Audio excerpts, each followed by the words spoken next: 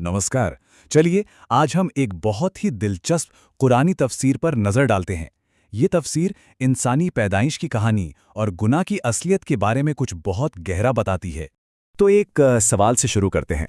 सबसे पहला गुनाह वो क्या था? ज्यादातर लोगों के जहन में शायद एक ही जवाब आएगा, नाफरमानी, यानी हुक्म ना मानना। लेकिन जिस तफसील को हम आज समझ रहे हैं वो एक बिल्कुल अलग कहानी बताती है। इस तफसीर के मुताबिक पहला गुनाह सिर्फ एक हुक्म को तोड़ने का काम नहीं था। नहीं, इसकी जड़ कहीं ज्यादा गहरी थी और वो थी तकब्बुर में, यानी घमंड में। अब ये सुनने में एक छोटा सा फर्क लग सकता है, लेकिन यकीन मानिए ये पूरी कहानी का मतलब ही बदल देता है। ठीक है, तो चलिए इसमें थोड़ा और गहरा उतरते हैं। हम जिस सूरा की तफसीर देख रहे हैं वो है सूरा अल-अराफ, और ये सूरा हमें बार बार कहती है कि देखो, इतिहास से सबक सीखो। अच्छा, इन कहानियों को ठीक से समझने के लिए ना एक छोटा सा लेकिन बहुत ज़रूरी फ़र्क समझना होगा नबी और रसूल के बीच का। देखिए, हर रसूल एक नबी होता है, पर हर नबी रसूल नहीं। रसूल एक बहुत ही ख़ास मिशन पर भेजे जाते थे, एक पूरी कौम को चेतावनी देने, और अगर वो कौम उनकी बात नहीं मानती तो सज़ा तय थी। ये बात आगे की कहानी को समझने के लिए बहुत ज़रूरी है। और इसी के साथ कहानी पहुंचती है अपने एक बहुत ही अहम किरदार तक, इब्लीस यानी शैतान। और यहीं पर पहले गुनाह की नींव रखी गई, जिसकी वजह, जैसा हमने कहा, घमंड था। तो मंजर कुछ ऐसा है, ईश्वर ने फरिश्तों को हुक्म दिया कि वो आदम को सजदा करें। अब ये कोई पूजा वाला सजदा नहीं था, बल्कि सम्मान देने का एक तरीका था। सबने हुक्म माना सिवाय एक के, इब्लीस।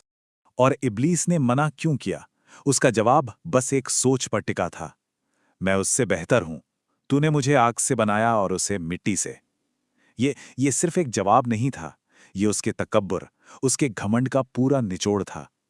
वो अपनी पैदाइश के आधार पर खुद को ऊंचा समझ रहा था।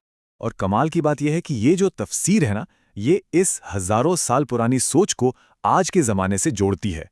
ये जो आज सुनने को मिलता है, मैं स्पिरिचुअल तो हूं पर मुझे किसी धर्म की जरूरत नहीं, ये बिल्कुल वैसी ही सोच है। ये एक तरह से ईश्वर की पसंद पर ही सवाल उठाना है।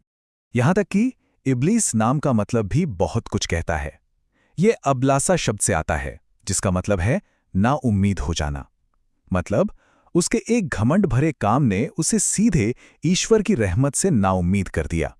उसका नाम ही उसकी सजा की कहानी सुनाता है। चलिए अब कहानी का रुख आदम और हव्वा की तरफ करते हैं। यहां हम देखेंगे कि शैतान के बहकाने का तरीका क्या था और उनकी आजमाइश कैसी थी। शैतान का जो तरीका था, जिसे वसवसा कहते हैं, वो कोई एक झटके में नहीं हुआ। ये एक बहुत धीमी मनोवैज्ञानिक चाल थी।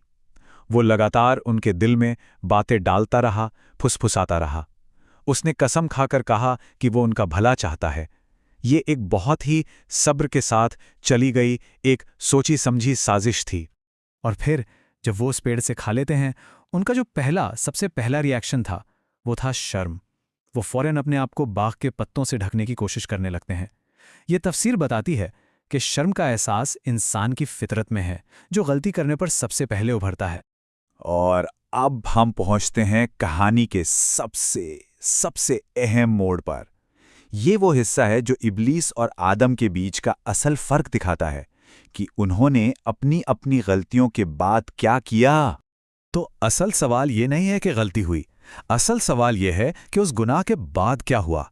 यही वो पल है जो दोनों के रास्तों को हमेशा हमेशा के लिए एक दूसरे से जुदा कर देता है। इब्लीस का जवाब देखें। वो कोई जिम्मेदारी नहीं लेता, बल्कि वो कहता है, चूंकि तूने मुझे गुमराह किया है। वो सारा इल्जाम ईश्वर पर डाल देता है और अपने घमंड पर और भी मजबूती से जम जाता है। और अब इसकी तुलना कीजिए आदम और हव्वा के जवाब से, जो इसके बिल्कुल उलट था। वो फौरन अपनी गलती मानते हैं और कहते हैं, हमारे रब, हमने अपनी जानों पर जुल्म किया।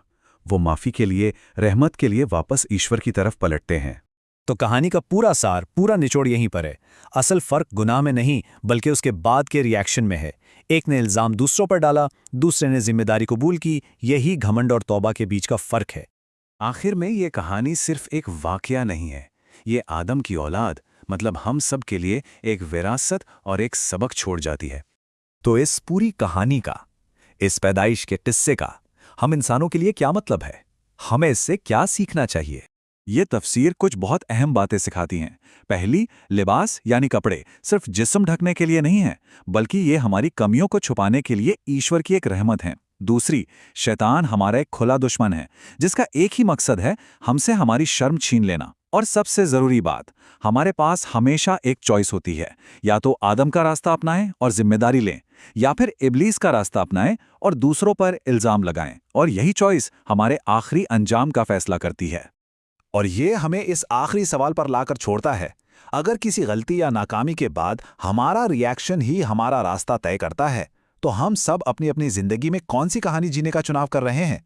गुरूर की कहानी या तौबा की?